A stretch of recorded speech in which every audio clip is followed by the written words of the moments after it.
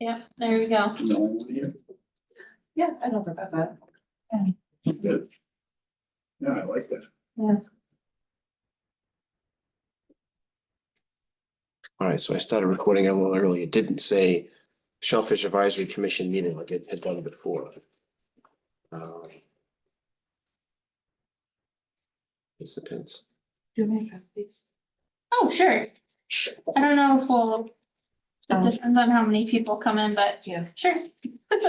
We have it, we might as well. Yeah, we might not actually get to it, but they're just the. All right, well, We'll talk about it, but we won't vote on it. Change our okay, circulation. there's no one, Wording. there's nobody there yet. We're still a little early. It's recording, but we haven't begun our meeting yet. Sometimes this works very easily and sometimes it doesn't.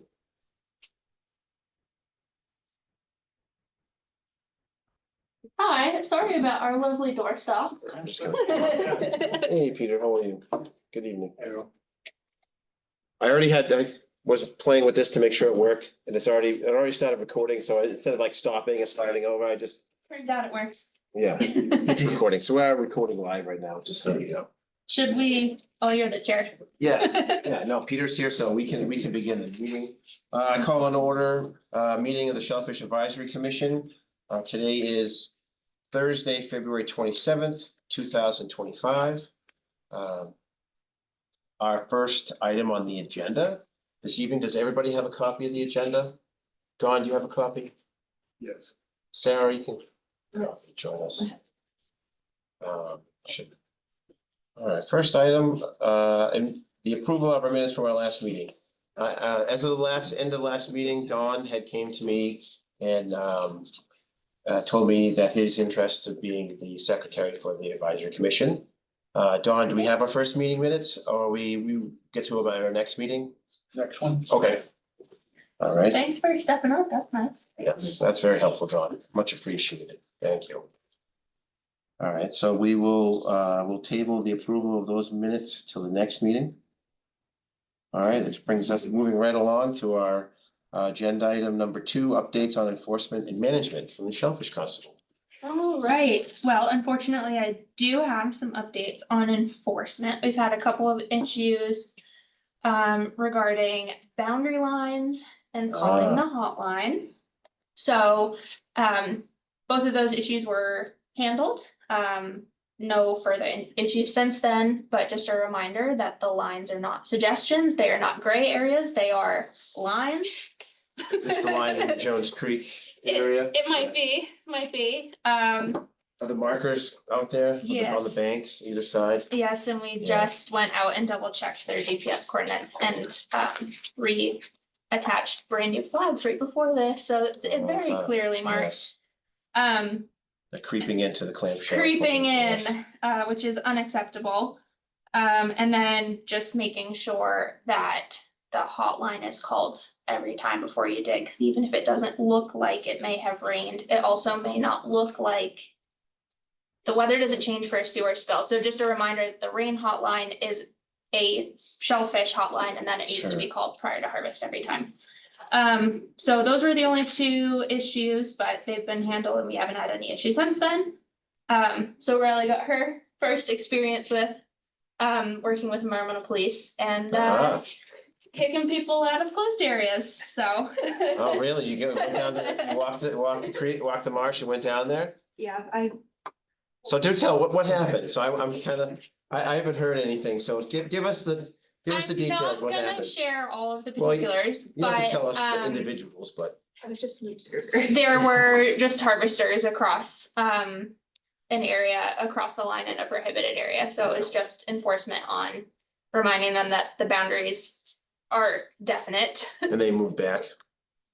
They've moved to the correct side, yeah, Okay. and so there was a lot of discussion on the line and where is Correct, it, and so.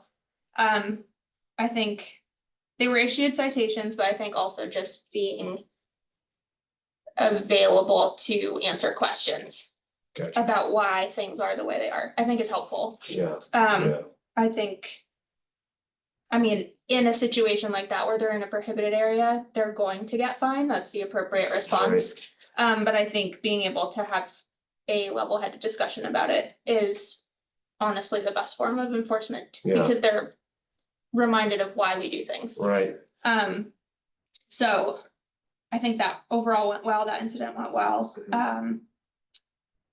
We, yesterday, were walking our herring stream, clearing debris and logs and things like that, because I think on Herring Run. the herring run, it's coming up, so we're Yeah. gonna start sending emails out if you know anyone that wants to count herring or has students that need community service hours and wanna count herring for community service. Do you get much help from the high school at all? Some here and there, Tony Wilbur's students at Essex Tech have come for field trips a couple Yeah. times, and there's been a few students from there that have reached out to count. It's tough because not all kids have access to a car to get over there. Yeah, But if there are any, we will gladly sign up So for that- what- community what- service hours. which groups are now involved? Do you For the have- do you herring have some- count? Yeah, do you have some other, environmental groups at all helping? Or is it just, it's just you and Not then? necessarily groups, but and we Riley. have, for herring counters, we have anywhere from like 20 to 35 Okay. on the roster. A lot of birders, which is great because when there's no fish, Yeah, I'm getting emails about like, I heard this bird call and we've seen these birds and there's this and there's that. And so, it's also just a really nice place to sit with a cup of coffee too, Yeah. even if there are no fish. So I When- recommend it. when- It's my favorite time of year. historically, when is the earliest you start seeing herring come in usually? Last year, there were herring seen swimming in Little River proper early. I think, or if I'm remembering correctly, March, but we had so Okay. much rain in March that they couldn't actually get up because the water flow was too strong. Okay, So they didn't start going up the stream, I think, until like mid to late April, if I'm Okay. remembering. And last year was the most fish that I saw. Wow. Which was really encouraging. So that's coming up. We're gonna be doing a lot of maintenance over there.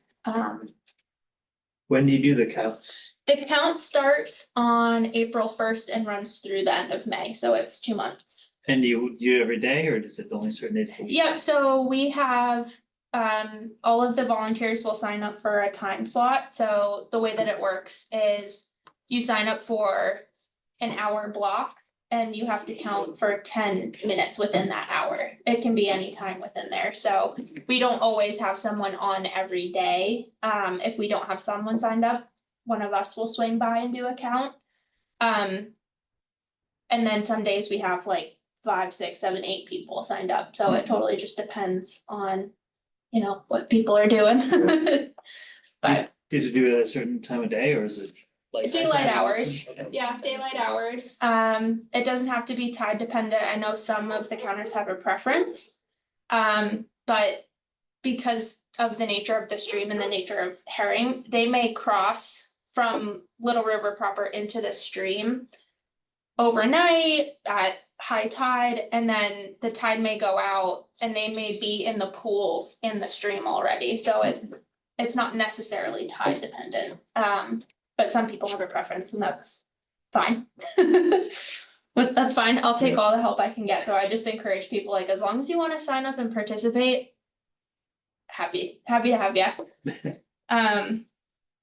And it's great because we get to chat with them all and I really enjoy it. What else have we been up to? We're still in our shellfish farming class. We have met with Danny Badger at MITC Grant the other day, just to kind of talk about what resources there are for the North Shore areas. And he is gonna try to reach out to a lot of the other towns and other groups that we've sort of met with at other meetings, not necessarily discussing shellfish, to kind of just get a collaborative group to kind of, lean on, share Yeah. thoughts, resources, and have like more of a shellfish community, hopefully, Gotcha, yeah. on the North Shore. It's been kind of like an really- outreach group. kind Yeah. of, Cause I know we're all kind of doing different things, and but we're it's so really the same small, a things. lot as of what the we're doing towns a up lot. here are so small, there might Yeah. only be 1 or 2 people. Yeah. And our classes run through the Barnstable County Co-op. Yeah. And just seeing how they work, it's really inspiring to see how many resources they have for people who are interested in harvesting, who are interested in aquaculture, who are interested in On the Cape. yeah, that's a lot. anything. And so it would be nice to have like a central place to share information like that up here. So he may wait until the end of the summer just because all of us are starting to get really busy. Yeah, But he's putting feelers out so we can have more of a collaborative place. definitely keep this board in Yeah. the loop for sure. I will for sure, know? yeah. Because I've seen other towns on the North Shore, particularly Ipswich has come into the clamming issues right now with areas being closed, but I did see they're looking at putting nets down in an area and getting seed. So there's activity happening. Yeah, It is happening on a small scale, but that's kind of where we start. Yeah. Where we get started. yeah, and we have a good relationship with the Ipswich guy. But we don't, we're so busy, we don't really see each other Yeah. except for at Shellfish meetings.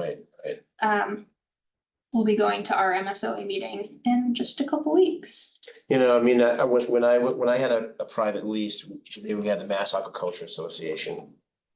And they were kind of that group, being on the North Shore, there wasn't anything going on here. Yeah. So if you wanted to get in touch and talk with people about aquaculture, South Shore, particularly the Cape, is where Yeah, most of the meetings were born. we're 'cause going to that's- one in New Bedford. Yeah, that's where a lot of the activity is. Yeah. That's where the action is. Unfortunately, on the North Shore, we're kind of way behind Yeah, in aquaculture, if you want to say, Yeah. so to speak. So I, even in just working together too. yeah, I mean, Not that we need to work together, but it's nice to at least be able to reach out to other communities to see what their problems are, what they're Yeah. having success with. especially the towns here up on, north of Cape Ann and north to Ipswich and Yeah. and Newbury and Newburyport. There's a lot of area that clammers Yeah. utilize. And it doesn't seem like we're gaining area either. It seems like we're losing it. For one particular reason or another. It's becoming more difficult to be a clammer. Yeah. It is becoming more difficult. Yeah. And in Gloucester, we're not strangers to that either. Yeah. We've had areas closed too, so we know what it's like. Yeah. But that's a really good update. Thank you for giving us that update. Yeah, we And- do have one more thing that Danny Oh, sure. proposed to us when we met. Mhm. He suggested it that we do it for ourselves. And he thought it would be good for the board as well, but with projects especially. Mhm. To kind of lay out a plan of what we want, and then short-term goals or short-term expected outcomes, and then Gotcha. long-term, and then Mhm. who is involved. Just to kind of help us, I know we've had the netting conversation for a long time, but to help us kind of build our plan into something, Yeah. like who to reach out to, what are we expecting, like year one, what are we trying to accomplish Right. versus a long-term, Yeah, like big. timeline, give us a timeline. Yeah, just kind of a more concrete way of Goals and objectives kind of brainstorming thing, yeah. as a group. Yeah. Yeah, I see what you're saying. so I might email you guys. Sure. Kind of like, I don't know, more of an explanation on what he was kind of saying, or like more of an outline Yeah. no, I to get what play you're saying. with. That at least we have something written down that we can. Work on reference at and our keep meetings. Adding to it. Yeah. Because I think this conversation continues to gain momentum. Yeah. And if. It'd be nice to have something to physically Yes, show for that. exactly, I agree. Especially as we're going out and meeting with people, we can say like, hey, this is what our advisory committee is Yeah, thinking. yeah. These are our We have a goals, plan. and this is who we want Not involved. just, let's go put nets out there. That's what I want. Let's go. I'm ready to go. As soon as that, the weather's getting better, we're heading towards spring. Yeah, Yeah, that's great. Danny's a great reference to have. yeah, he's Um, awesome. I really enjoy And working with I him. think, after, at our next meeting, we have. I'll try to bring more to the table for that and try to have him there. Yeah, he wanted and- to come tonight, but he had another board meeting to do. Yeah, and so- I'll try to, what I'm trying to do is recruit and Sarah came this evening. I know we do have an agenda item, but just kind of you know, recruiting more people. Mhm. And if you can Yeah. as well, people that are interested. I know I've talked to Mike Jacobs many times. Yeah, I've been trying to, I haven't seen him out because I haven't been out clamming recently, but trying to get him to come to a meeting would be great, you know, Yeah. because that guy is, you know, one of the experts on clamming, as far as I know. mhm. A lot of stuff that he says that you can take as fact. He'll give you it straight. So, yeah, Yep, get him a to couple come of to the a young meeting. guys have said like, hey, if you do something, we're interested. Yeah, So yeah, I think as we have definitely, more definitely.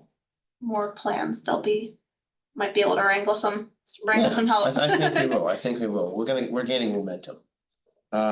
Any more updates? No, I think that's it.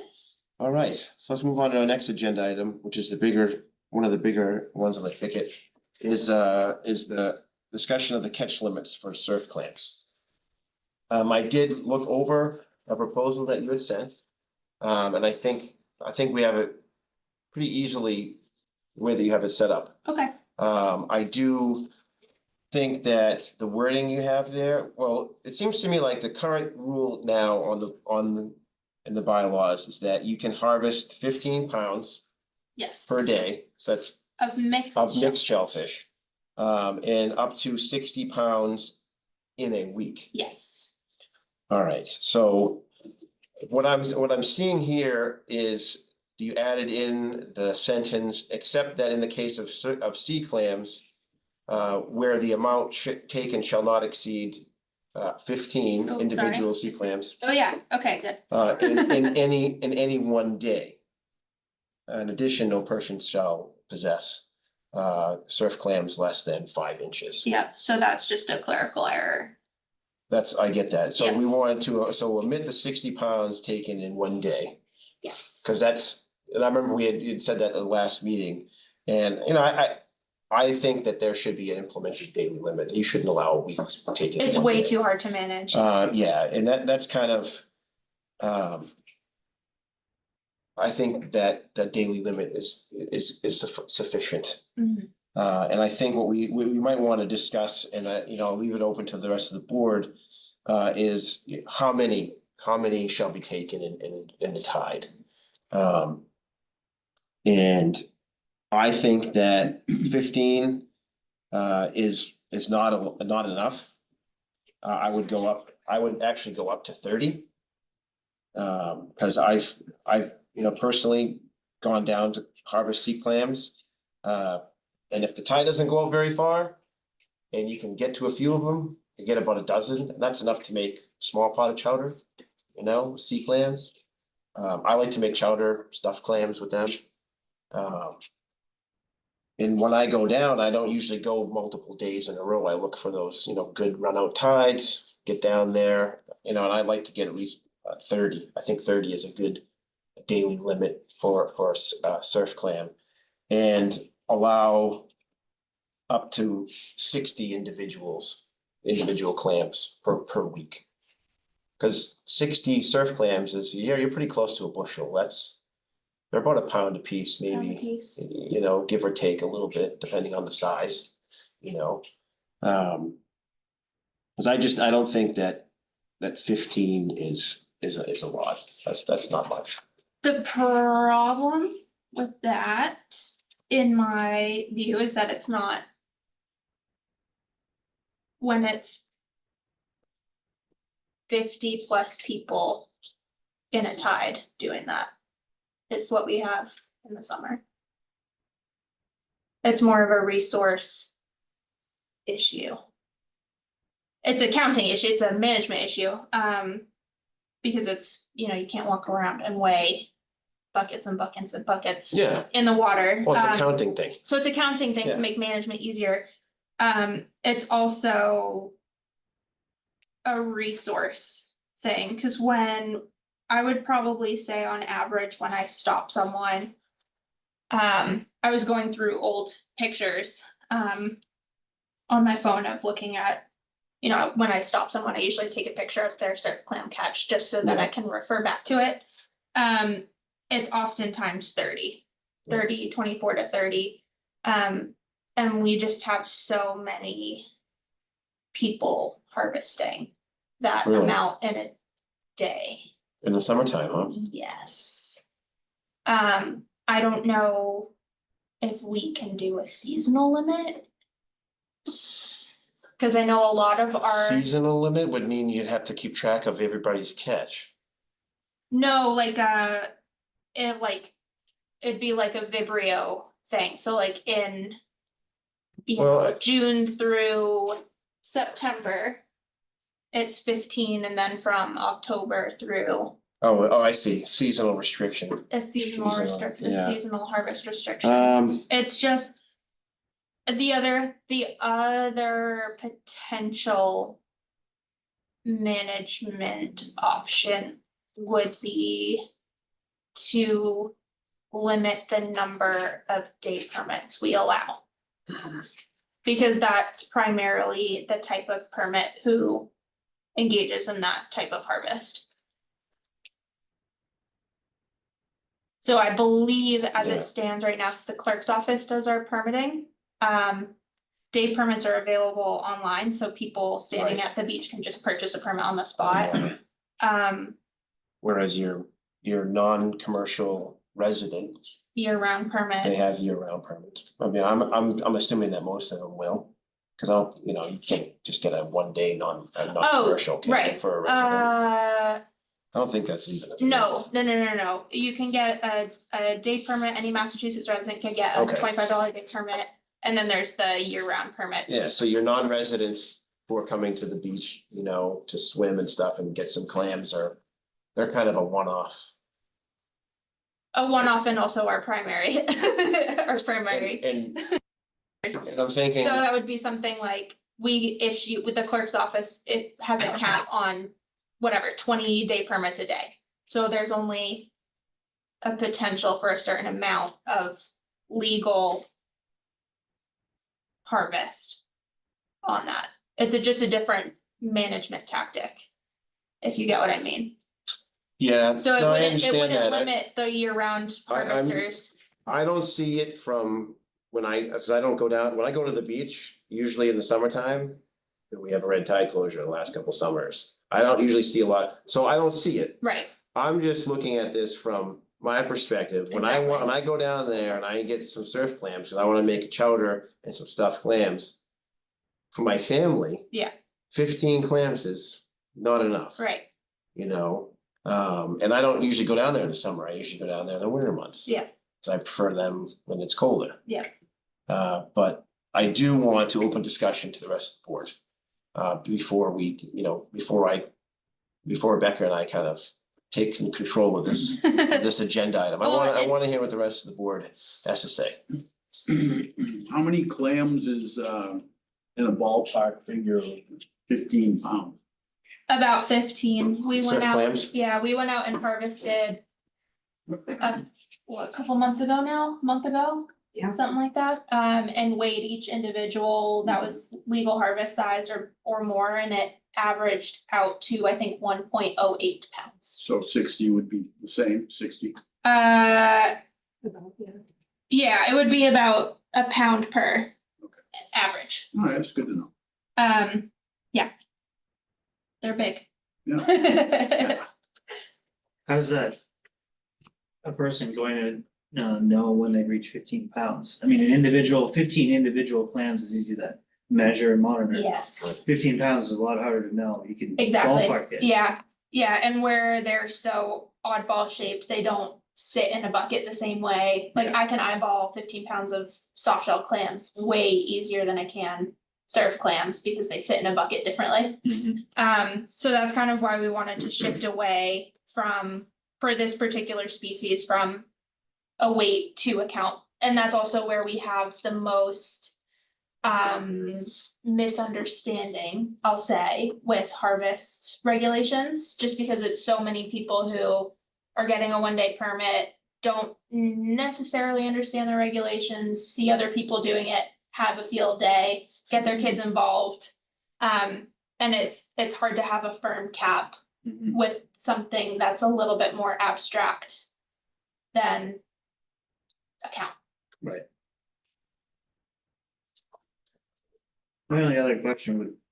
and I don't know if this is like scientific based, like the numbers. I don't know anything about. That's okay, shellfish, you're how it new, works. ask a lot of So questions. I guess the only thing I have a, some background in like wildlife ecology or something like that. So I understand that there's obviously like a scientific method for, measuring how much is a sustainable take.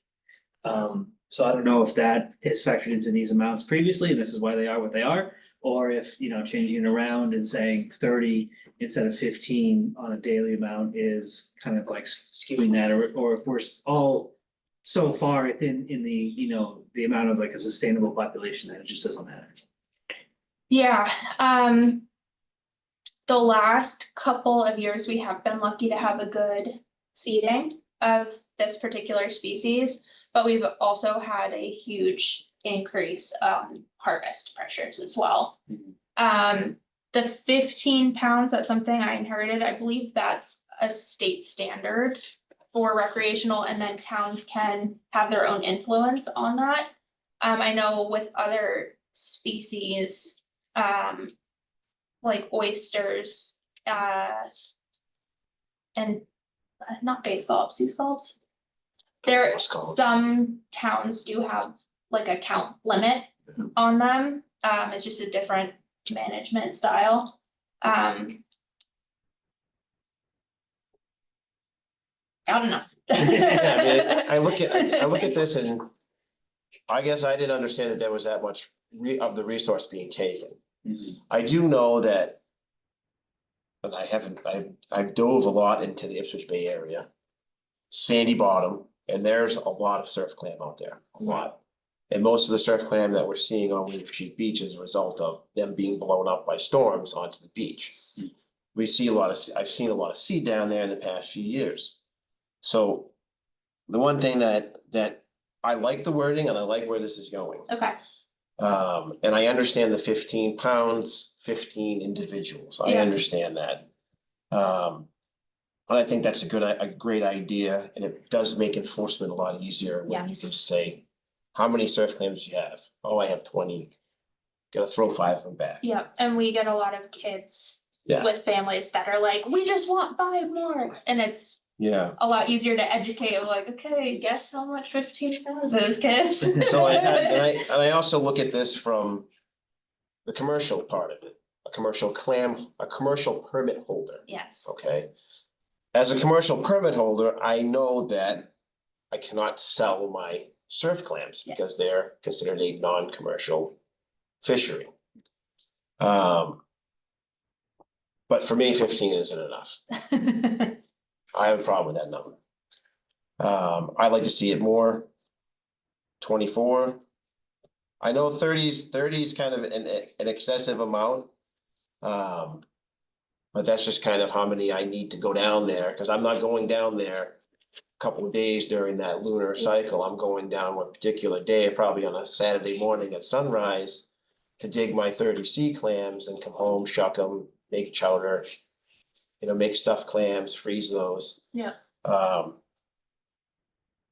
And I know that, reading the bylaws, it does state that surf clam is a non-commercial rule.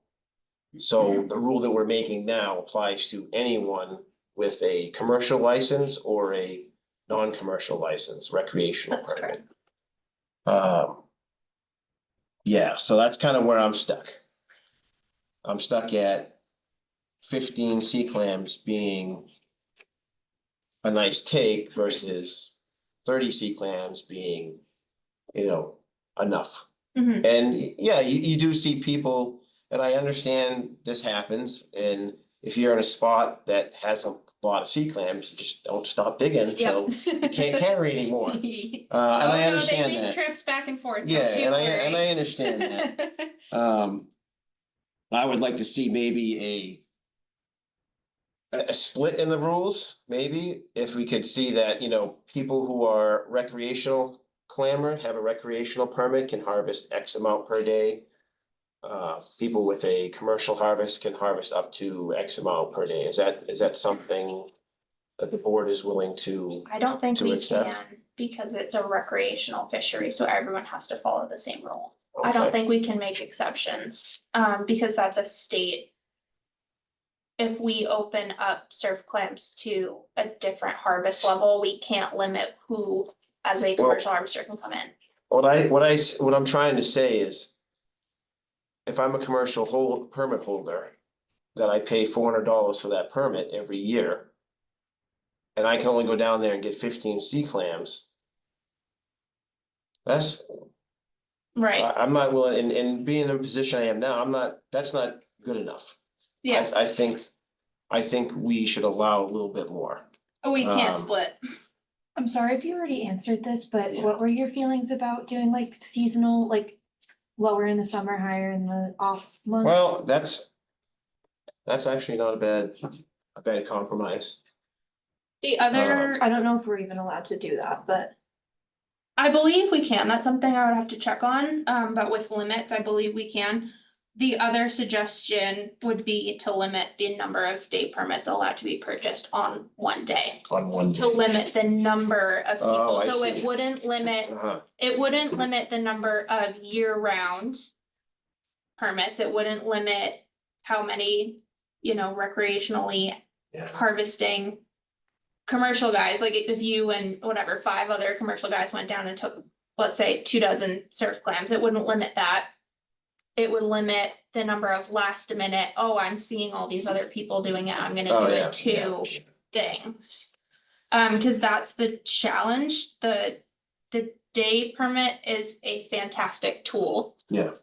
It's really reduced the number of tickets we've had to write, but it has exponentially grown the amount of harvest. Because Right. it's $25 and you and your 52 cousins can go dig till the cows come home. So that could be we could change it to a count of, let's say, 24. 24 surf clams.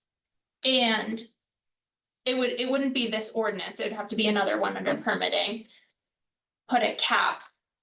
Like some towns put a cap on however many commercial permits or whatever, put a cap on, the city, like parking, you can only Yeah. sell so many parking spots, you can only sell so many day permits on a day. I see that being a bigger hurdle to jump over, because I don't think the city would wanna lose that $50 if we put a cap.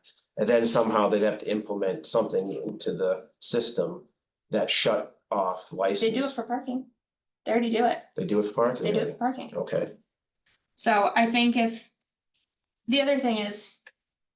If Okay, well, we don't present it, they Yeah. can't shut it down, Right, so. no, I'm saying- If Alright.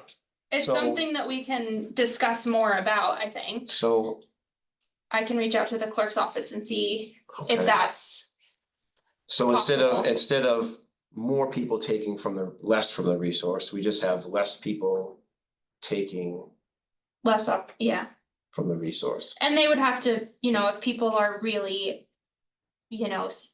serious about wanting to go out and get surf clams, they have to think of it a little bit. What are we seeing a lot of people still doing the 60 pounds in a day? Is that happening?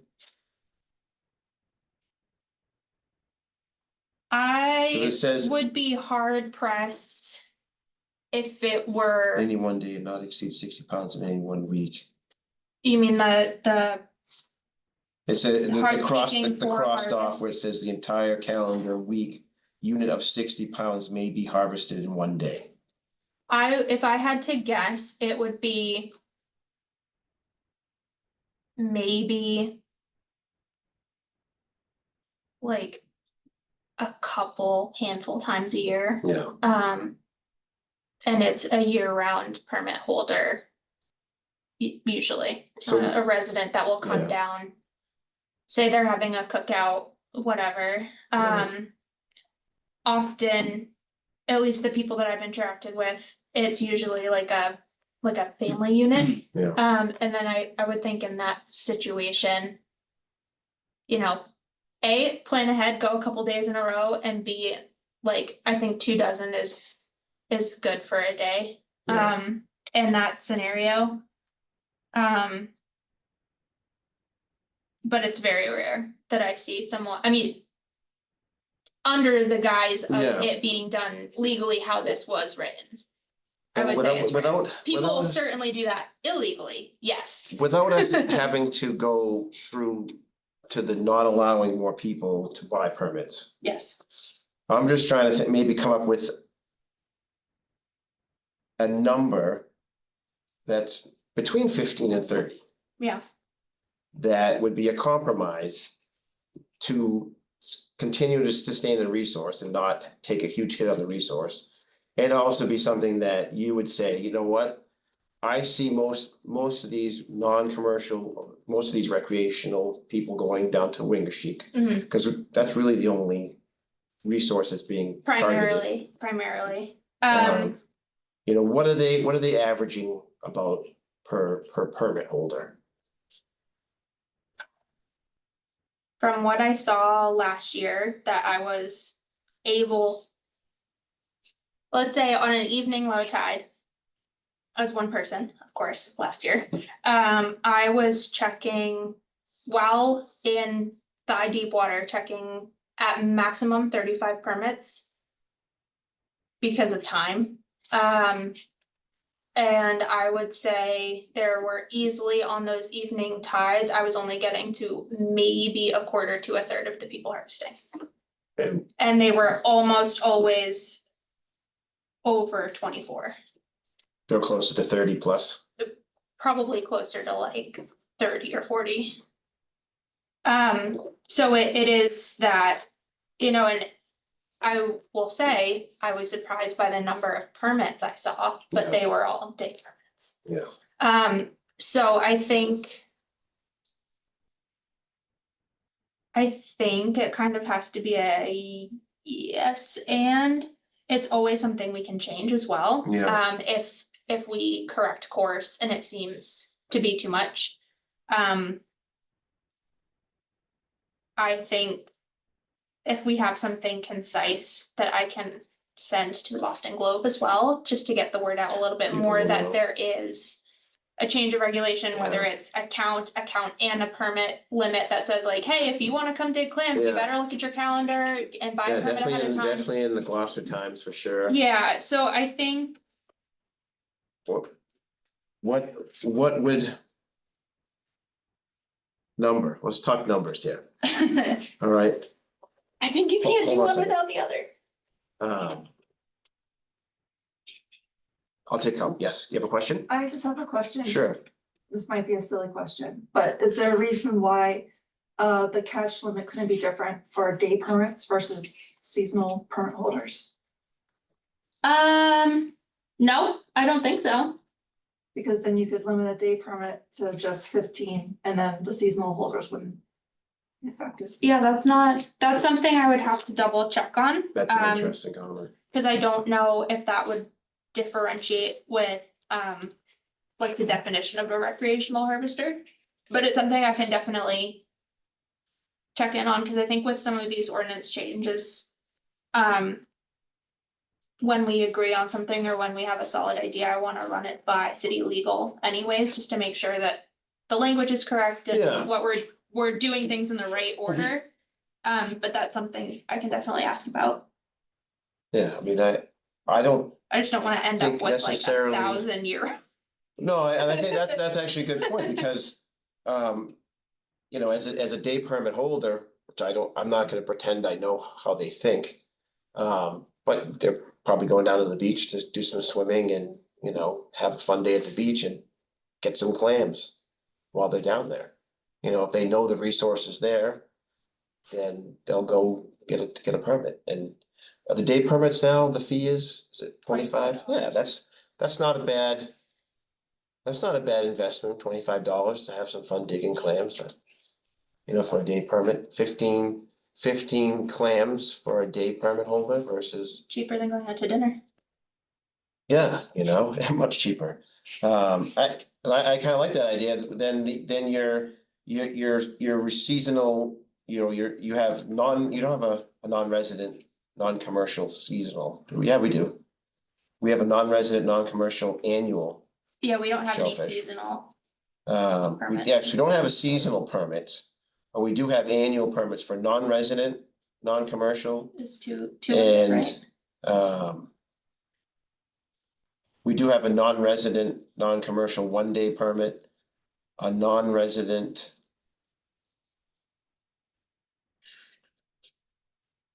Oh, that's it. So we have a day, so non-residents can either get an annual permit Or day. or a day permit, that's it. But a resident permit, a resident of Gloucester can get an annual permit, a non-commercial or recreational annual permit, or a commercial permit. And you have over 70s that are free. So, yeah, I think there's, that could be a good compromise. You know, that could be a good compromise. And it would have to be, I don't know what the permit application online looks like. It's a mess. Do they have, okay, Think about a municipal permitting site and you've got it. is that something we may want to look at and maybe suggest edits to it? Yes. It is done by the clerk's office. I don't know if it's an IT thing or a Okay. clerk's office thing. That's something else. I'll take a look at that. Yeah, I know there are some check boxes and you have to fill in some info. I think it could be more easily digestible. Yeah, Um, well, one of those things that I'm concerned about is, does it spell out to the permit holder the limit they can take if they read it. if they read it? Cause I often get presented receipts and not the actual permits, yeah. so. Yeah. The day permit thing is just a challenge because they just aren't as familiar with everything across the board. Right. Because, they're not invested like a year-round harvester. So anytime I talk to anyone who I don't know, which is mostly one-day permit people, I'm always pleasantly surprised when they have read the rules or they're asking questions that make it seem like they've took in some information. We now have had a couple of return people over the last few years that I'm now starting to recognize, and they're like, oh yeah, we've told our friends they have to do this, this, and this. Okay, But it has also gone viral, I suppose, on social media that Gloucester is a place where people can go farmers surplus, okay, which has posed a challenge. Most people have been informed that they need a permit, but not necessarily have been informed of the rest of the rules that go with it. okay, So that's something we've been talking to Danny about as well, is just how better to get information to more people. yes, So it's, I think changing the amount, whether it's by count or by permit type or both. yeah, I think it's gonna have to go hand in hand with more forms of public education as well. right, Why don't we put like an information sheet with a beach reservation? Someone who buys a beach reservation for parking, they get another paragraph or sheet or something like that that talks about shellfish, like, are you interested in shellfishing? Like, you need a permit, Yeah, these are the rules, here's a website. tie them together, Yeah, yeah. cause are those the people that are, besides residents, or non-residents, they're coming here, I'm assuming they're parking, going to the beach, and then they're doing it? Some of them are, but the vast majority are coming at 3:30 when the parking attendants leave so that they don't have to pay. Unfortunately, yeah. there's a lot of late nights for me in the summer. I mean, yeah, or, and I know the signage, there's signs down there. Yeah. At the, the main walk-in, and people will look at it and, Yeah, but, yeah, that's again, one of the things we're working on, Danny, is like better visuals. right, Just, right. something that He's a- grabs he's the a- eye a little bit he can help more. us a lot with that. Yeah, so he was telling us the other day that they have some folks that making visuals is like their whole thing, so if we provide that, like give them the information that we wanna share, Sure, they can sure. help us Sure, make it All right. hopefully a little bit more visually attractive so people wanna read it. all right, so, But so let's, yeah, I'm gonna ask the board now, members of the board, do we want to come up with the motion here? Do we want to address maybe two different catch limits, one for a seasonal pass, or sorry, one for an annual pass and one for a day pass? You know, And if so, one of you needs to make a motion. Do we need to get an understanding of what, or are we allowed to do that legally?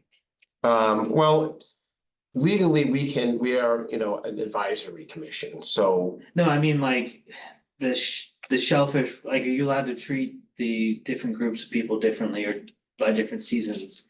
In terms of what, I don't know, what the state was. discriminate against permit holders. Sure, or just, For yeah, lack of better, word, yeah, or just treat groups differently for different reasons. If we were to make a motion, then I would take this to city legal and say, this is what we come up with. Yeah. I don't really know, Mhm.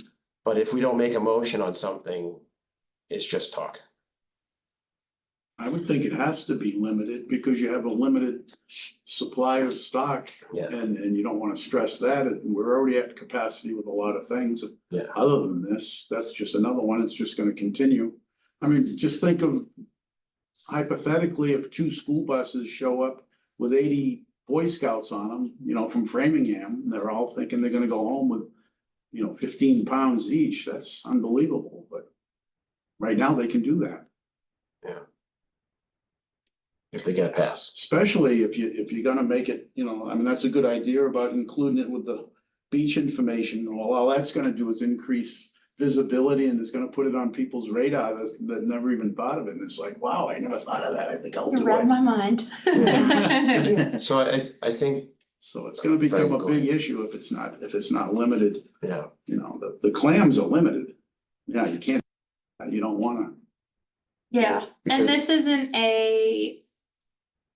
I mean, nothing that we decide on is permanent, like our weight limits for commercial, that can be changed. yeah. It's all changeable, so it's not like it will be this, whatever we decide forever. Now, I'm curious if you come upon a site, somebody's clamming and they have 5 extras, and you want them to throw them back. Does it matter to you? Does it matter to the law whether they're dead or alive? They're almost always alive, even if they're cracked, as long as they're not like mangled, they'll be all right. All right, Yeah, the only time it would be. I mean, I would be questionable about letting them bring them home, but if they've been sitting in a bucket in the sun all day at yeah, the I mean, beach, some of then, these people aren't professionals. I don't Yeah. understand. yeah, but I mean, even when I've taken full catches, the best course of action, if time and space allow, is to put them back in the resource, and I almost always either throw them or have the harbor master boat put them in the channel so that they're being reburied deeper. They'll get tossed back up on the next storm, but they're not gonna be harvested by someone walking right behind me as I put clams that I've taken from Yeah. someone back in knee-deep water. I'll tell you what, though, my legs in the summer, they look pretty good because I'm carrying a lot of weight around. Because it really is a bummer to lug like 60 pounds of clams a time just back and forth. I mean, it's almost constant on those evening tides, just moving clams that have been over harvested back to. It's like a lot of Home Depot buckets. It's a lot of Home Depot buckets, so it's a lot of reusable grocery bags, it's a lot So- of plastic grocery bags, it's, I have to ask you a question. yes. Are you ticketing those people over harvesting or are you just confiscating it? Last summer alone, because of the amount of people, there were not many people I ticketed. Most people were permitted, and so we discussed limits mostly. It was like, if you're gonna do this, at least. Cause it seems like as the years that I've had this job have gone by, my first year, 41-day rainfall closure was absolute free for all. No one knew that there were even shellfish constables, it didn't seem like. A lot of large fines due to the red tag closure. Then the next year, a lot of tickets, but more permits. Then we had the day permits, then, giving people the choice, if they had maybe 1 or 2 clams, but were interested in harvesting, allowing them to buy a permit on the spot, to now like everyone and their mother having a day permit. we have had some issues with people getting year-round permits, screenshotting them and like mass texting them to people, and I keep getting the same permit from like 5 or 6 people in a tide. So it seems like it's gone hand in hand, there's more awareness, at least about a permit. And then also that comes with more awareness about harvesting. And so it's like every year it's like every other year, like hit them hard with fines, then they've at least figured out, okay, we've gotten permits, then you hit them hard with fines. Because they've now had permits but have over harvested or have gotten a permit the wrong, like is using someone else's permit, so it's, last year. I was just happy that we like had no closures because there was no way I was gonna be able to handle it all as one person. Yeah. I'm hoping this year with 2 people on those busy evening tides, we can have more enforcement, meaningful enforcement. But last year it was like, everyone I talked to, I was like, this is the limit, every single adult needs to have a permit, cause there was a lot of iffy, like, oh, I thought a permit was for a family, not one person, so, because it was just me, I did a ton of education and tried to do it with like, oftentimes I ended up with a big family group of like, every single one of you needs a permit, the kids can help you, but it doesn't matter, Many adults, yeah. one permit, not for the whole family. Exactly, so it's kind of back and forth with enforcement. I think if we make a change and can get as much information out there, I'm hoping Yes. that will be positive.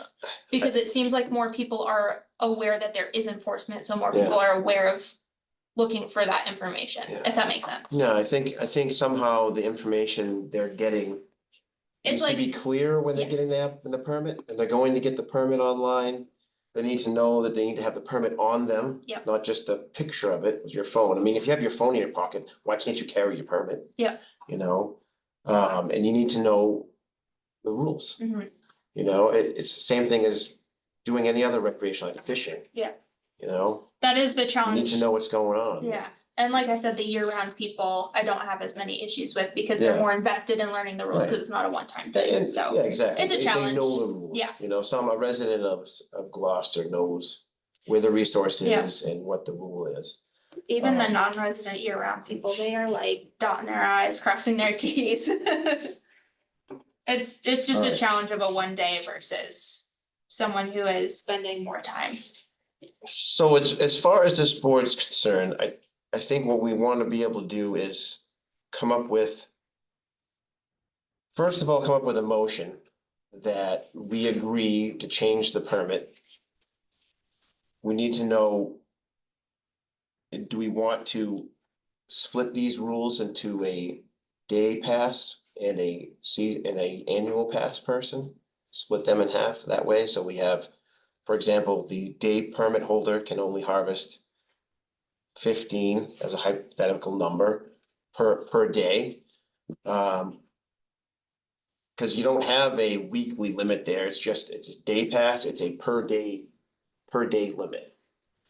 And then you have a seasonal, keep calling it seasonal pass, you have an annual permit holder who can harvest, hypothetically, say 30 sea clams per day, up to so many per week. No. Just 30 per day. 30 per day. Yeah, how do you like enforce whether Yeah. pit their limits for the week? It's, unless Yeah. I'm there at the exact moment that they are Yeah, you there, can't. you can't. It's too abstract, Yeah, in my opinion. And just from my own personal, I do this, when I go down once, twice in the course of a year. 30 sea clams if I harvest in one day, that's a good amount. I can definitely make a couple meals out of that. If you're going down several days in a row to get that many, that's a lot of work for sea clams. I mean, I don't see it that necessary, but could people do it? Possibly. But if we don't want, it does become hard, I'm sure, to keep track of a person's weekly catch. It's not like you just have a daily limit and that's it. Yeah, I think that's a good idea, so. What I'm gonna ask the board now is, do we wanna make a motion to allow a day pass limit and an annual pass limit? What's the rationale for? Yeah, allowing the annual pass to harvest more in a day than the day people, is it just that there's more day people that are likely to be out there? Yeah, so from where Rebecca has told us already is. Where she's seeing the biggest impact on the resource is the day people, the day pass permit holders that go in the summertime. I can speak for, when I go in the winter months. I see probably anywhere from 5 people to maybe a dozen people down there. And in your winter months, you tend to get those bigger run out tides. And I like to get as far as out as I can. But I don't know if that's every person that has a seasonal, an annual permit does that. And I believe that your annual permit holders aren't people that are gonna be going down there during the busy time of the year in the summertime as well. Your annual permit holders are most likely residents of Gloucester who would go down there and take advantage of harvesting when it's not so busy. And my rationale for the increase in the number is that if a annual person wants to go down and harvest enough clams for a meal or two, if you have a family, 15 sea clams is not enough to make several meals. I mean, you could go down more often, but I find that you're better tides to go down there. Like if you go down there if you look at a tide chart, when you have an even tide, like a 0.0 low tide, that's like your mean low tide. You really can't get access to that Oh, resource. yes, You're you kind can. of on the edge of it. It's You're on the changed. edge. No. I hate to break it to you, but you can go on like a 0.4 and get Okay, plenty. well. Okay, We did last month. here's the thing. We need to get this going. Are we gonna do something tonight? What do we wanna do? Do you mind if I ask a question? You can ask a question. Would it make the board more comfortable if I ran some of these scenarios by IT and city legal to get more information on what we can change? Yeah, we don't know where we stand. Before we actually vote on a number? No, Can you get the numbers of permits that are issued?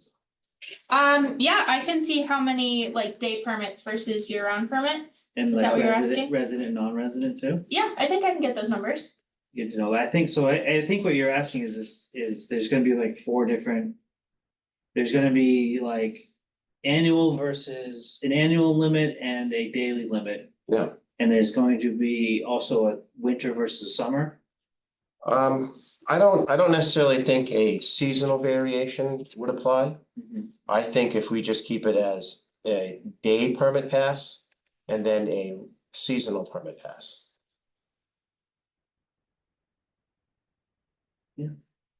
And Annual. Yes. I should say yes. Annual permit pass. and you get rid of the weekly. Yeah, we don't keep any of the weekly individual. Because the way that the rule is written now is it encompasses all shellfish. So we want to specifically say surf clams, these are the rules.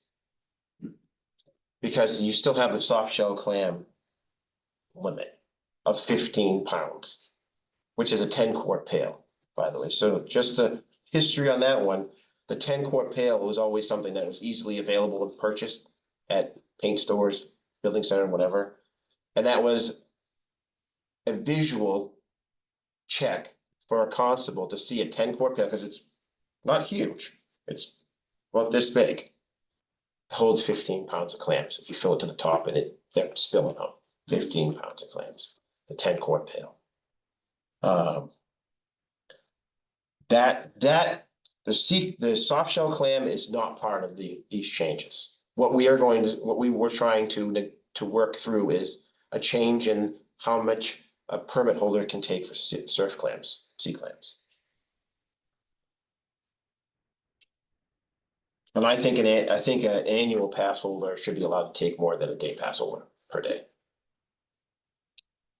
I think that's a privilege of being an annual, paying that extra 200, that, you know, a day permit is 25, a seasonal. Annual permit is, 50 for a resident, 200 for 50. non-resident. Yeah. Which is So- a steal, if you ask me, for what they get. so, well, Less than dinner, if, less than dinner and a night. I don't think it's necessarily, I would word it that way, because if you look at other towns and what their permit costs are, we're right in line with other towns.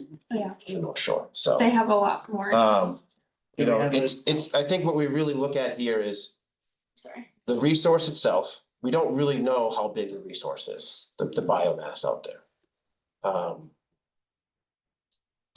That's a question that it's hard to answer. You know, but what we do know from Rebecca, what Rebecca's told us, is how many people are actively taking from the resource, harvesting. So, you know, that's where I come up with, if you limit the people, I'm thinking that a day permit person is gonna come in and say, you know, $25, all I get is 15 clams. You know, is that a fair thing? You know, is that fair enough? And we also have to look at it not from just a season, an annual permit holder, but, you know, is that giving them enough? And I understand that 50 people go down there and take 30 clams each. That's a lot of clams, all right? And if you limit how many they're taking this, if they are the most impact to the resource, if that's what I've heard tonight, with this discussion, that they are the most impact on the resource.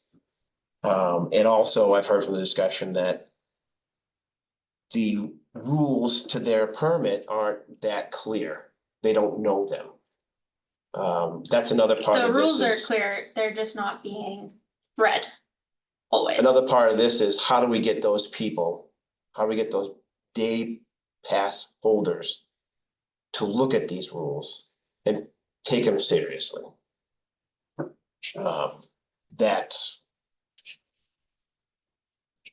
That should be done. I'm thinking when you purchase it, you know, They printed on the permit? that I don't know. Yeah, so day permits, you can get them at City Hall, I believe, and you can also get them online. And so it's like any other city permit that you would purchase online. You make a profile and you fill in your information and you check the box on what permit you want. There's a couple of boxes, I think it's like, check this box if you are a Massachusetts resident, because you have to be a Massachusetts resident to have a shellfish permit. Check this box, if you understand that you're not gonna sell these shellfish. Check a box that you know that you need, I think one of them is that you need to have a picture ID with you. And then they get emailed a receipt, they get two emails, one is a receipt and one is like a PDF of their permit. And it looks like any other recreational permit has the permit number, your name, it has a picture of a soft shell clam that says the size limit is 2 inches. And then it has a couple of other bullet points, so that's something I'd like to change, because it only has one of the more common, commercially, or not, recreationally harvested species, so that's something that needs to change. But they are sent, and then they're on the permit itself, it has the shellfish hotline number that says something like, the harvester is responsible for calling the hotline prior to harvest to make sure the shellfish areas are open. And does it say they have to have a printed copy of the permit with them while they're doing it? For that one, they need a copy of it. So for the day permit, a lot of them are purchasing it on their phone. Okay, And so they either have a screenshot of it, so as long as it has the date that the permit is active for, cause you can buy them ahead of time. As long as it has the date that the permit is active, it has the name and address and whatever info of the person harvesting, so you can reference their ID when you check them to make sure it's them. And the permit number, those are the three pieces of information that I need, when I'm checking someone. Whether that's a screenshot on their phone, as long as the date is the correct date, I don't need a physical piece of paper. I'm fine with the permit information, as long as Yeah. I can get that information and it is a picture of our permit. Can you get the catch limits to be written on it, so they just look at the permit or they look at the screenshot and says 15 surf clams? Yeah. Or whatever. Yeah, Go that's with something when I ask the clerk's office for the number of permits, that's something I'll see, who I talk to fix that image, cause it's something that's bothered me for a while. And now that I can change things, I'm going to change them, and that one for surf, that should have the two different species, cause some people get confused as well, who aren't familiar with the two different species. I've had people digging soft shell clams on Winger Sheik looking for 5-inch ones, which, you know, you're lucky if you get one of those. So I think, yes, adding more of that information to the physical piece, whether they're screenshotting it Mhm. or printing it, having more information on that, I think would be really useful. Like combining what we've been talking about with like Yeah, distributing more education materials, but maybe there's a way to make the yeah, permit. if we can have and a second educational. page to the permit that's more info and not just the permit itself, maybe that would be something we can Yeah, look 'cause into doing. they're buying it online. They should also maybe have a link to something that may be in multiple languages too. That might even Yeah, help. that is Mhm. something I've been That's- really You know, wanting to do. Because we get a lot of people. People love to come to Gloucester to use the beaches. Yeah. Um, It's a If great anyone idea. knows of any translators, all right, so I did see, it's something we've been looking for. I did see a question from the audience. Well, it was just a thought, you know, when they're purchasing the permit, maybe there could be like a series of screens that they have to click through, which is basically like a very brief tutorial. Yeah, Where- that's not a bad idea. You just have like, you know, the catch limit is this. This is you have a picture of a soft shell clam and say, has to be at least this big and this is how much you Yeah. can catch, you know, just make it as visual and very little text, and they have to like literally flip through each screen, whether it's on an app or website, whatever, just in order to get the permit. It's Yeah. part of the process. I really like that idea. Update the technology here, Yeah, for sure. yeah, I'll That's a good No, I suggestion. mean. All right, so- I don't know what- So moving on with this agenda item, is it- is it the board's pleasure to not make a motion at this time? To see what what direction we can go with this, Yeah, I think if, as we far should as hold like off. maybe two different. Till she does. I just wanna get a feeling as to what you guys, what the rest of the commission thinks. As to where we wanna take this. Do we want to look at potentially two different catch limits? Day permit and annual permit? We wanna go in that direction? Cause these are questions that I'll be asking. And I don't wanna ask the right questions so that I can give you guys answers that it will help us to come up with the proper wording for this. Does it make Change. it any harder for you if you're out there in the field checking that? You know, a day pass might have 15 and an annual pass might have 30 and. Does it make a difference for you, or is it sort of the same? That is a good question. The two permits look nearly identical. I think if there was. It goes twofold. Now that I've helped, maybe it won't be as frantic. Yeah, maybe if there's like a bigger. Text or something that differentiates the two, because it is all very small print. And it's literally like 200 and an annual that's like tiny. So if maybe I can add like just a colored banner or something that differentiates it a little bit more clearly, I don't think it would be that difficult. Typically, I know our year-round permit holders a lot better just because I've seen them more over the years. But that's not to say that there definitely aren't new ones that pop up as well. So I think if we're making changes to permits, that's something I can ask about if they can make them. Yeah. Put a little star or whatever on there that makes it a little bit more clear. If we're checking like a group of 20 people digging, we can just go through and be like, okay, you're year round, you're whatever. Yeah, cause I mean, if the limit was 24 for everybody, it's easy for you to just say, count 24 for everybody, but if you're counting, That would be easier. yeah, if you're counting, okay.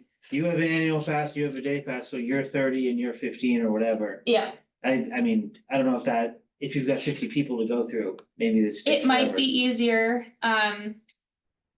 it may limit squabbles if people are over their limit with day permits potentially, of fairness. I don't have time to debate fairness out there, but it's something when I'm checking on all this information that I'll have a discussion with city legal about, just to say like, how would you approach this? Would you approach it? Would you not approach it? And then that kind of loops back to, if we only want one limit, do we just limit the number of day permits per day that are allowed so that there's not as much effort all the time? And so that's, I'll check on all of it. And I'll try to, ahead of time, like I did with this, send you guys something so you can kind of read it and think about it before the next meeting. If that's helpful, just so that we're not reading it all for the first time in the room. Does that sound good to everybody? I'll try to I think get, that sounds good. okay. And if you think of anything else that you want to know about in the meantime. I'm curious on how the hotline is updated and how often. It depends. It is updated by one of us. For primarily the most use is rain closures, because that's the most often type of closure. For rain specifically, if we get a certain amount of rain within a 24-hour period that ends at 5 AM, we update that message to say, these specific areas are closed for this amount of time. If we get those closures back to back to back to back, it will be updated every time a new closure starts. So let's say, in theory, if today we got a 1-inch rain closure, and then we update the message, everything's closed for whatever amount of time, and then next day we get another 1-inch closure, that closure shifts another day, so it's a new update every day. We do have one area that is closed until we can do water quality testing to reopen it. We update the message saying at sunrise on the next day, this area will be open, they get makeup days. The makeup days are blah, blah, blah, blah, blah, and are also posted at Stone Pier. If there's any form of red tide or like extreme rain event where there's a prolonged closure, usually the message will say closed until further testing. And then it always says at the end, like, please call back. Like this message will be updated when more information becomes available. So we update it as needed based on closure. So if it's a routine rain closure, there's an end date, and that message won't be updated again. Unless there's an official reopening of something. If it's an emergency closure that we don't know when it will end, we will add information as necessary so that it's not confusing to people who are not familiar with shellfishing. And then I always just tell people, if you're confused, call the office, we'll answer whatever questions you have. We both have work cell phones, one of us is always on call kind of. because we're not in the office that much, especially in the summertime when there are more people asking more questions, but that's how the message is updated. Does the snow melt like in the spring affect the beds? Not unless there's anything extreme, because it's melting more slowly than like a 1 inch rain event in 24 hours. It doesn't shift the levels as much. I know last year, March was pretty much closed the entire month. We got 8.6 inches of rain in the month of March. We didn't have any extended closures. We did have some areas that typically don't close because of how much water was coming out of the Merrimack. So the Merrimack does have a little bit of influence in our area. But it didn't change for us in the areas that our commercial guys are typically harvesting. It didn't change things. But it can under extreme circumstances. Yeah. All right, Cool, well, I have homework. all right, so are we gonna move on to our next agenda item? Sure. All right, our last one. Discussion of netting projects for this year. I actually had talked to Sarah. Sarah, what was your last name after? Valencia, Lindsay, and you're a resident of Gloucester, correct? yes, All right, Sarah is interested, actually, so Sarah, you worked with Mass Oyster Project, Yes. correct? Okay, Peter, were you here early? You weren't on the board yet. I was on the board, but I was attending the last meeting. Yeah, so at the Mass Oyster Project, when woman came from Mass Oyster Leave. Project. Leave, yes, she That came. was only last month. That was, Well, that was several months ago, yeah. Okay. It I was like whoa. December, early December, Okay. maybe? I don't remember that. But What is just it? to give you a little, so you are familiar with Shellfish. yes, yeah, And Sarah is interested in getting involved with some propagation projects.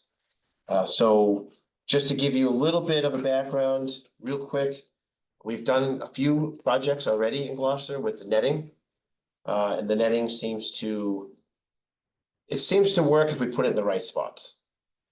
And with discussion from the last couple of meetings we've had, I think it's the intent and interest of this board and also Rebecca Shellfish Constable to not just go out there and throw a huge area of nets. We want to more or less methodically pick spots and start with a few nets in each location.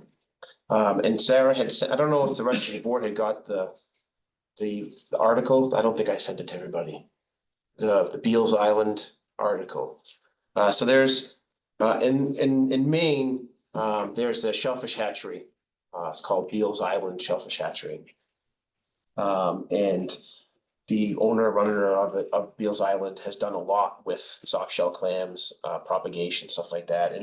And the paper, it's more or less like a technical part of shellfish, particularly soft shell clam, how to pick locations for propagation, things like that.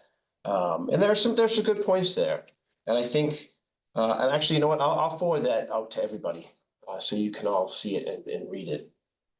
And kind of it gives you a better idea as to, how to tackle this rather than thinking that we can, get 30 volunteers and have a volunteer day and go out there.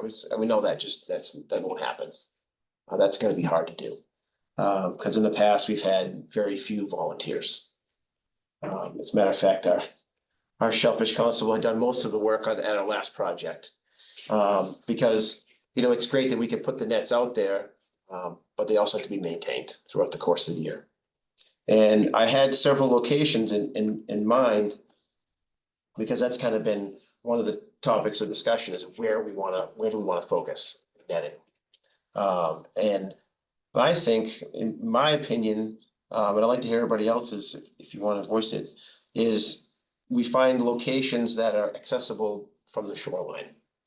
That we're not trying to cross over private property and make people upset that what we're doing.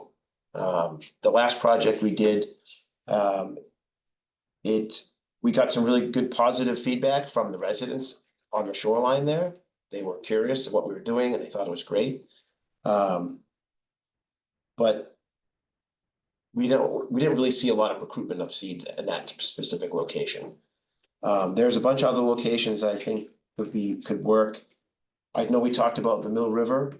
And after that conversation at our last meeting, I took a ride on a weekend down along, Wheeler's Point and along that area, especially started by the Mills. The Mills is what most of the clammers call that area. It's right behind what used to be Captain Hooks. A lot of clammers go over there. And they use that resource over there. That whole bank along that side is easily accessed right there from that point. It's soft mud with some rocks mixed in. But I looked at that as easy to access, easy to observe and see what's going on down there at low tide. And we do have those planting boxes. I know in the Beals Island article talks about using basically almost like round planting containers. We have some square boxes that have holes in the bottom that you can sift out the mud, and you can actually plant them in under the netting and sift them out. We've used those in the past with mixed results. But I think those could be good to give us an idea of what's happening in the sediment. We put the planter boxes in between, in the net underneath it, in the mud, and then we put the netting over the top of it. We have quite a bit of netting here that we saved from the last project, and I think we have a roll still that hasn't been cut. I think so. Yeah, so we have netting. And the object is, and what Rebecca kind of alluded to earlier, was Danny Badger. He's from MIT Grant, and he does, I don't know if, do you know Danny? Okay, great. He came to our board meeting, I believe, early January, or was it December? When I have no concept. it was of time. December. Fairly recently. He came in and I really would look forward to working with Danny, especially on this type of a project. I think he's a great resource, and he's well-spoken guy.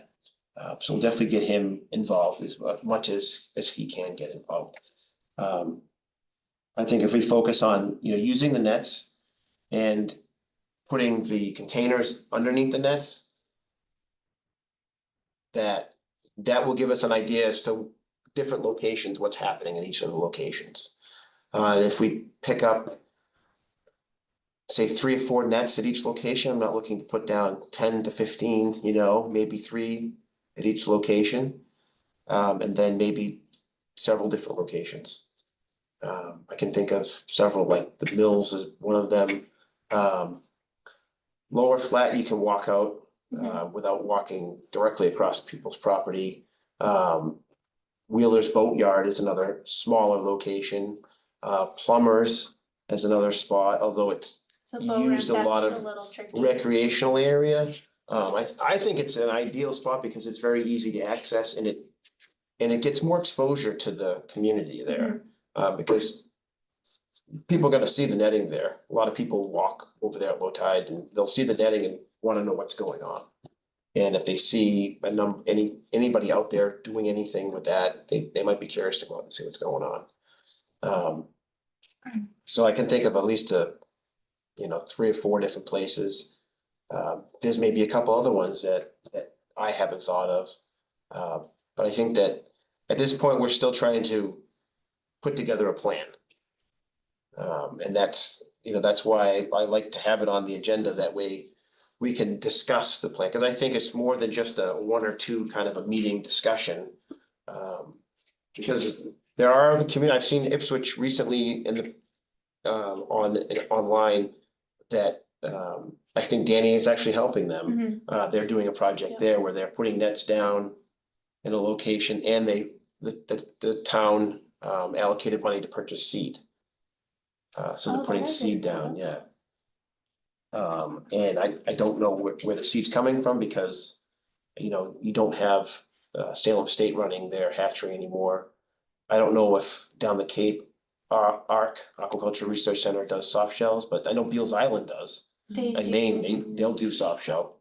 They're the a state ones- approved hatchery, so they could sell. Yeah. Yeah, so there's a lot of, there's a bunch of things we can do here. Did you want to, want to ask a question? I have thought a lot about this, Yes. since we spoke last week. And, one of the big questions you have with the netting project is suitable siting for the projects. And the nets are really cool, but they are labor intensive. Yes. So in the Beals manual, it's actually the Down East Institute, Brian Beals is the head scientist there. He put together a whole methodology about doing a site assessment for, the survivability of soft shell clams. And it involves the flower pots. You don't actually need to put a net over that. The flower pots can just go, essentially you're testing different variables. You're testing either the position on the tide cycle, you're testing predator, trying to prevent a predation from happening with different size meshes to see kind of like what works best. And you wanna, if you're looking at a couple of different spots, you would basically just have a couple of different repetitions of replicates. Replicates of each treatment to see what works best, like what's the pressure in that area. And I think one thing for Gloucester that we should look at too is like sediment types. Mhm. You know, cause Yeah. some sediment types have got shell mixed in with them, some are like very silty and like soft, and others are a little bit harder, so like. I think that it'd be, like, if we have a couple of sites that aren't very productive as clam beds and you're looking to like start something there. It might be interesting to kind of see what different soil types are there and maybe see if we can play with what the soil types are in that location as well. But the really cool thing about this field site assessment is that it's really low maintenance. It's basically you install it at the beginning of the season and then you remove it at the end. So like Great. end of April, beginning of May, you install and then remove it in the end of October. I did talk to Dr. Beals actually, and he said that you might have to do some maintenance over the summer depending on the severity of the biofouling that's happening on the mesh. Right. But, you know, he says they don't really have to do very much maintenance. It's pretty hands off for them. They're also having big problems with their soft shell clam populations in Maine, Yeah. all along the coast. He said one of the main drivers for their population loss is predation. The water is warming up and you're getting more predators coming from that are usually or in more southern warmer waters. And so they're just, you know, having a field day with all these unprotected clams. Right. So it would, I think, predation would be a good thing to look at, and sediment type, and to some extent where in the tide cycle, although I imagine most clammers would kind of have a good idea about where that would be. But it would involve the purchase of some, I'm talking like 12 per pot seed. Oh, okay. And it's overwintered seed, so it's not like super tiny, it's, not really sure exactly how, Yeah. but Half inch or so. Yeah, Yeah. pumpkin seed size. Half Yeah. inch probably. so, and then, it would just be, it would be a good idea to kind of see where, if we wanted to do the netting, like really pursue the netting, where we should really concentrate our efforts so that we're not wasting time, because Yeah. if you put time into a project and you're not getting any results, then that really like makes a lot of people not feel so great, Yeah. and it's hard to get momentum for subsequent years. So by doing this, pilot study to find where the best ground for the clams to come back, where you should focus your efforts, that might be a better use of time and Yeah. limited resources, limited time, limited resources. I love That's really cool. I've been on that website reading their stuff quite a lot this winter, and I think Danny said Dr. Beal was coming down here for a meeting. We only met with him a couple days ago, so I'm gonna reach back out and be like, what was that? And I'm going, He's Yeah. very accessible, yes, like, yeah. yeah, Can we get him on a Zoom in one of these meetings? I can certainly ask, I can reach Cool. out. Yeah, I mean, he's like one of the, you know, he's done a tremendous amount of work with soft shell Yeah. clams in Yeah. particular, and he's like a leader in the field, in regards to them, so. Yeah, Yeah, he's been doing it for a while. Yeah. Yeah, Their website is very easy to navigate and they have so much resource, with so many resources and their own research that they've done that if you're curious, I would definitely poke around. There's so much information, but I think that doing that method might be a good start. I've also saw that they sometimes use like cut off 1/2 gallon buckets with mesh. I guess it doesn't matter as long as it's a cylinder in I mud. think they wanna is the- have like the bottom to some extent, like it's perforated. Okay, So like that there's a movement of materials Yeah. through the bottom, but even if there's no mesh over the top of it, they'll usually put like a little skirt of mesh just so the clams don't leave the pot. okay, But they're basically at the end of the study, they're measuring growth and they're also measuring mortality versus. Yeah. You know, like to see what treatments kind of like work best. If you have like 12 dead clams in a pot, like, oh, maybe that didn't work out so well. Yeah. And you know, the replicates are in randomized positions, like you're obviously going for certain areas like substrate or tide position, but you know, not gonna have all the ones on one side and all of them on the other side. You're kind of randomly placing them so that you're hopefully gonna have less biased results. I would be very interested in helping to, you know, if you guys would be interested in doing this this year, I would be happy to help get that, you know, laid out. I'm really good at programming. Yeah, no, I- So like. I'll send that article that you send me to everyone here, on the commission, and do you have it as well? Do you have it? I don't have that specific one, send but it if to it's you on as the well. website, I'm sure I've read it I'll at send some this to you point. guys, yeah, and just to let you know, and I do have a history, so I have some experience with propagation. I had a lease in Ipswich for 10 years, and all I did was put netting out and captured a lot of clams. It was a bit controversial with the commercial clammers, didn't really approve of it. But I eventually had to give up my lease, because the clammers thought it was unfair that I could harvest as much as I wanted to. Because according to the state regulations, if you had a private lease, you could dig as much as you wanted to on your lease, as long as you're not digging on an open area. But that being said, I had a great success with the netting. And I do like Beal's approach to this because it takes into consideration, you know, you're not always gonna get lucky the first try and have the best spot the first time. If anything, that's what taught me with that last project we had. We put about, 30 nets into 33. what was that called, the cove there, what was that called again? Jim Durnis. Jim Durnis. And it was mucky, but it was firm in some spots, but mucky. We haven't been back there since about a year, so we don't really know how successful it was. But initially, I didn't see a lot of seed under there. I sifted through several spots and I didn't see much. So there is definitely something to be said about, you know, what's going on in that sediment, especially that top inch, that interface where the clams start settling into when they're young. And I think that has a lot to do with it.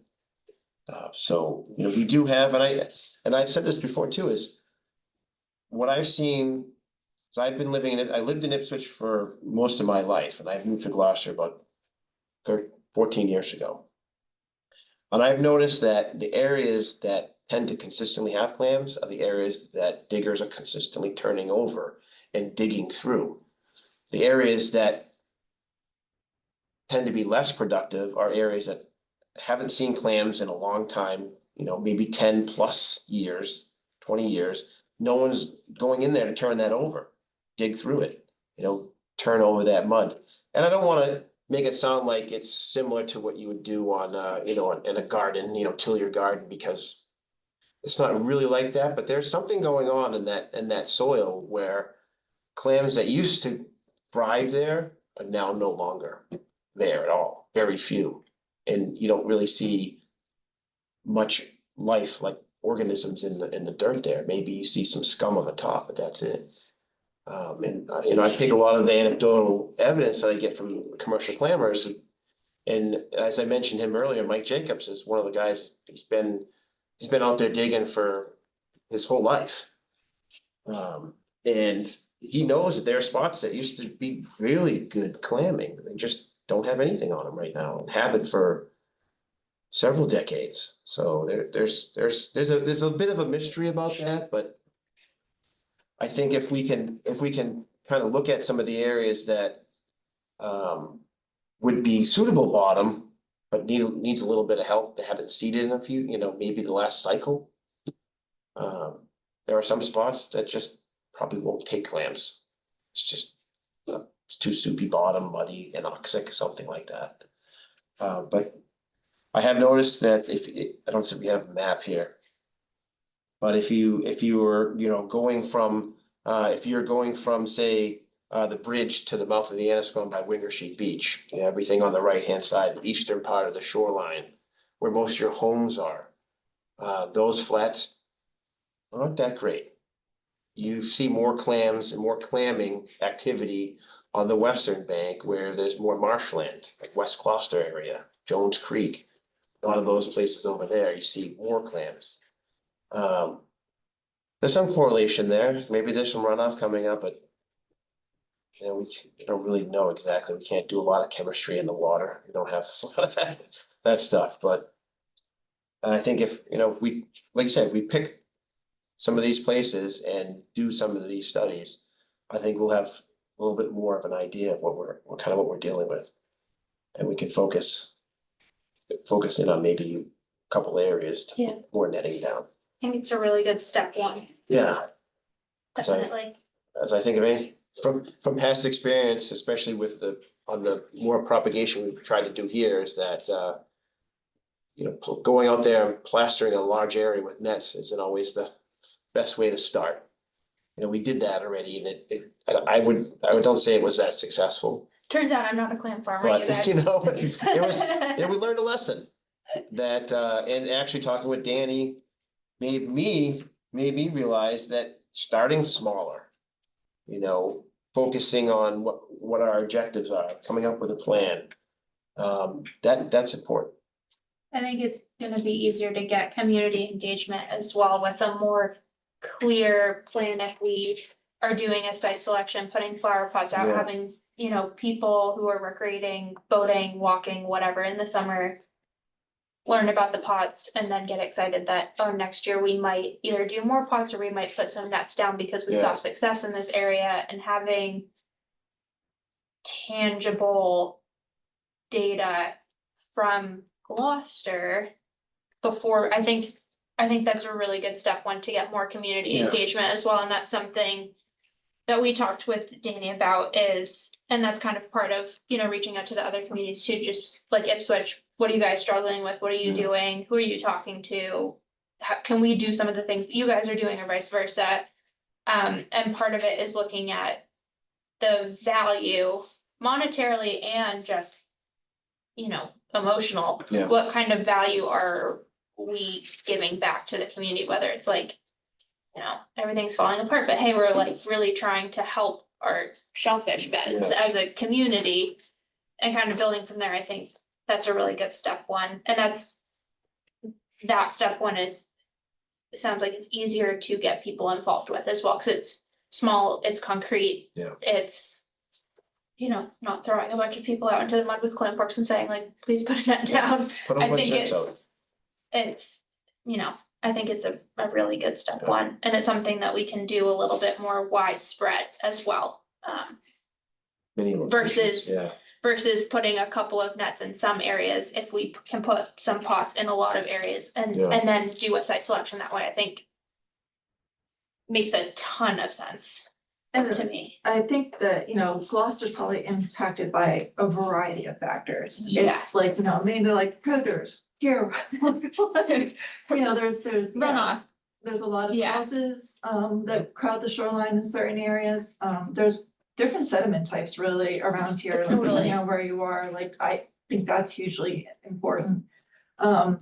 So like, it's kind of hard, like, you can have a guess, but if your guess is wrong, you know, you can lose momentum for a project like that, whereas these, this, field site assessment, study is like, you don't really need that many volunteers. Yeah, It would be people for coming and going, and if you wanted to do, like water or parameter testing, you could test the pH of the, what's called the pore water, which is the interstitial water in the mud flats. oh, So that's what, the Downey's Institute, they did some studies on that, because you had mentioned that, you know, sometimes the pH is Yeah. too low for the Yeah, shells to Just put a grow. probe into the mud. Yeah. So, Remember, we yeah. was talking about that last year. yeah, I call it, let's put some science to it. That's what I kept saying, like, I mean, we have.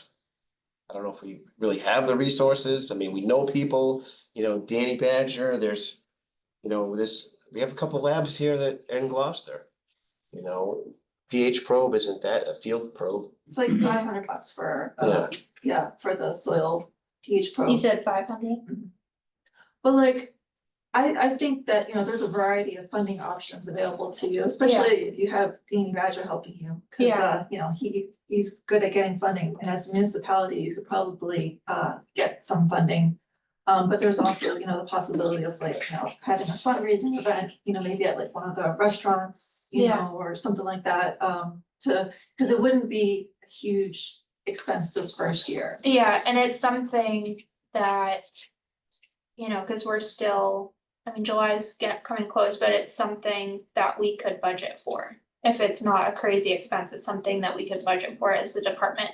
Investing in, you know, a meter that can read pH wouldn't be a terrible idea. Cause we haven't spent our full budget yet, so it's something that we can plan, if you have a probe that you've used that you have had success with. I know the one that the Downey's Institute uses, that's the one Perfect. that's $500. Okay, That's what I checked. well, why don't you send me a little email? Yeah, I mean, we can inject a lot of science into this, you Yeah. know, like if, at the end of the season, we see like, you know, if we're noticing a difference in sediment types, you could then do like core samples of the sediment to like kind of see, like if you can get like, sediment that if it's got too much clay or, you know, like super tiny fine particles in winter sheet that, you know, just really pack up together, or things like that to kind of, you know, give it more of a scientific backing, so you can find what kind of Right. ground type would work best for Yeah, the project. There's ample opportunity for science, for education. Yeah. Volunteer opportunities, outreach. Yeah. Everything. interns. So the other thing that comes to mind now as we talk, and I know it's not an expense that is a big.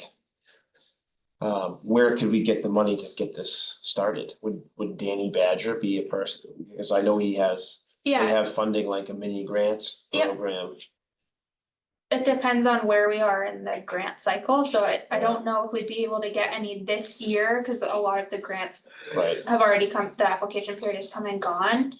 I think if we can maybe email or chat again and come up with a supply list, it's something I Yeah. can start looking at to budget for. Yeah. And see, you know, what our department can afford, Yeah. and then maybe there's things we have to push, or maybe we scale down and then scale up. To plan for next year as well. But I can definitely talk to Danny about what small grants are coming up that he knows about that we could apply for if there's things that we need monetarily to get this going, whether it's for this year or for a step two, what we would need for a phase two, because they do have a lot of small grants. I know those opportunities may dwindle. Funding sources for the sciences are not abundant right now. But I think yes, Yeah. And he knows that he wanted to be here tonight, but couldn't, Yeah, we'll get ahold of Danny and I'll try yeah, to, we'll be seeing him on the 13th at our meeting. Oh, as well, okay. So, and what meeting's that? MSOA.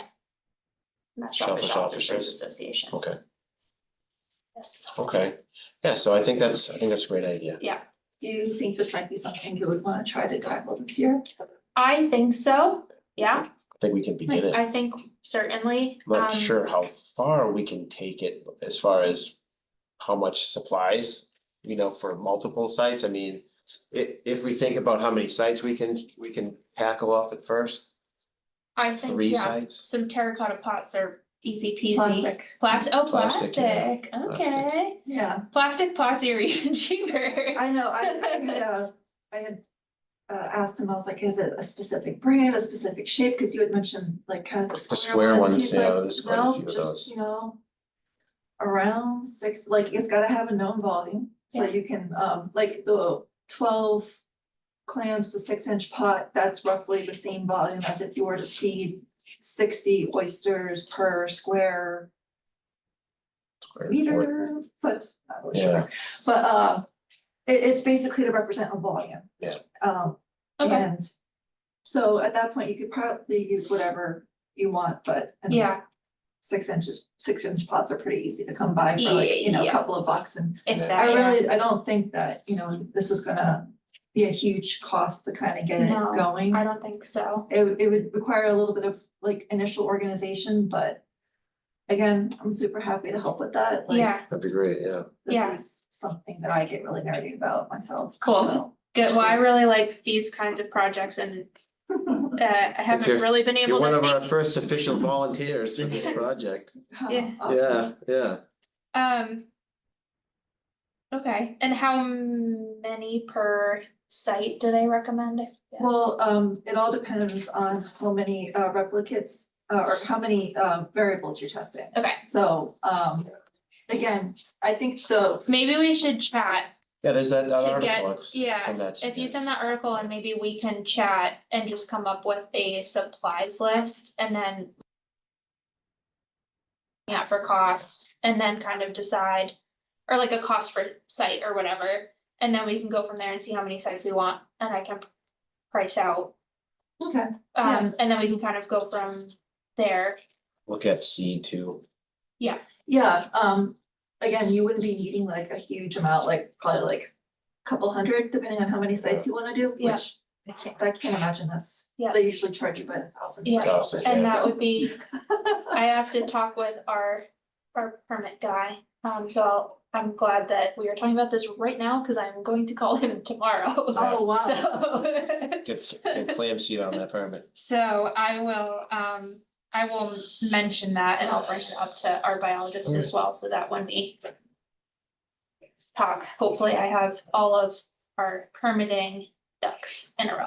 I can also, I'll reach out to the hatchery at the Downey's Institute to see if they would even have Yeah, I know it's such a late in it's the such a order. small quantity. I can't imagine it would be an issue. Yeah. Well, these are also the seed from last From year. last year, Oh, the okay, winter, yeah. So like, but again, it's such a small quantity, like I can't imagine it would be an issue, but like. Yeah. It's good to know that. Yeah, it's even an if option. it's a available. shame that Salem State, Yeah. doesn't operate this hatchery anymore, but. They And, got defunded. yeah, And so did Depuration Plant got defunded. oh, I didn't hear The about new that. report, yeah, that's shut down. Hmm. They had to drill new wells. Because storms wrecked the last wells they had, and that's not happening. Yeah, unfortunate. Hmm. All right, so yeah, we'll get that moving, so we get some good things, we get some marching orders here. I'll get a hold of Danny Badger too, I'll talk to Danny, actually, you're gonna see him, I'm gonna send him an email. Yeah, And I think see we how can things all are talk to going. him. Yeah. If you really want to. Yeah, I'll send him an email, see how things are everybody going, Yeah, yeah. tell him that we're getting on board. Just with throw this. us all on the same email. Yeah. That way we Yeah, all have the that's same that's info. easier, yeah. All right, so I think that concludes our final agenda item for our meeting. Any other discussion at all from the board? Motion to adjourn, anybody? Motion, Second. Peter, your first motion, Peter, all right. Second. Seconded, all in favor? Aye. Aye. Adjourned, this meeting is adjourned, thank you very much. Sarah, yes, thank you very much for coming. Yeah, the information.